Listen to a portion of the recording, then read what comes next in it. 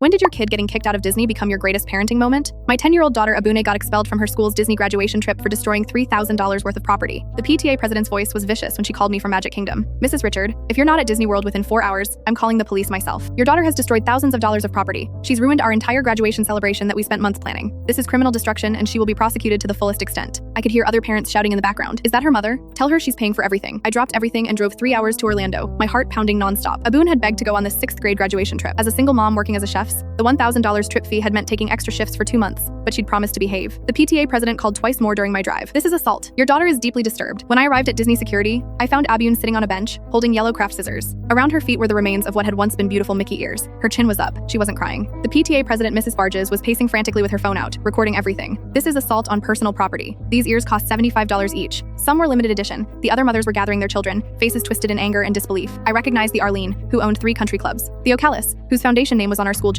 The kind of parents who flew first class to PTA meetings. Abune, what happened? I asked, kneeling beside her. I fixed something that was broken, Mom. Mrs. Barges shoved her phone in my face. Your daughter is disturbed. She ran through the group with scissors like a maniac. She destroyed 27 pairs of Mickey ears during our castle photo. The other parents started shouting about lawsuits, therapy bills, ruined memories. One mother claimed her daughter was traumatized and would never return to Disney. Abune, I need you to explain exactly what happened, I said quietly. She looked up at me with that steady gaze that always made her seem older than 10. Mom, they made kids earn their ears. Kids whose parents couldn't donate extra money had to work for them. Mrs. Barges stepped forward. We created a responsibility system. Children learned the value of effort and contribution. But they made us clean up after the rich kids at every meal. Abune continued, her voice getting stronger. Carry their bags in the 9-8-degree heat. Throw away their trash. Wipe down tables while they went on rides. Pick up their dropped popcorn. After 3 days, they decided if we worked hard enough to deserve ears. My stomach began to twist. Go on, sweetheart. Albert cleaned up vomit when Rock threw up after Space Mountain. Abune's eyes started to water. Olivia carried shopping bags for 6 hours until her arms had red marks. Carlos missed the parade because he was holding spots in line for other kids to ride Thunder Mountain twice. His mom couldn't donate because she's paying for his grandmother's medicine. The security guard shifted uncomfortably. Mrs. Barges' confident expression was faltering. They gave me plastic ears after I cleaned for 3 days. But Albert's dad has cancer, and his mom used all their savings for treatment. She couldn't donate anything extra. Albert worked harder than anyone. He smiled while cleaning. He ran to get napkins. He carried bags until his shoulders hurt. The other parents were looking at the ground now. Yesterday, the moms announced Rock didn't earn his ears because he looked tired while working. They said he wasn't enthusiastic enough. For the castle photo, kids with custom ears stood in front. Kids with plastic ears stood in the back. Albert had to be on the side holding everyone's backpacks. No ears. One of the other mothers whispered. The photos were supposed to be a surprise for parents.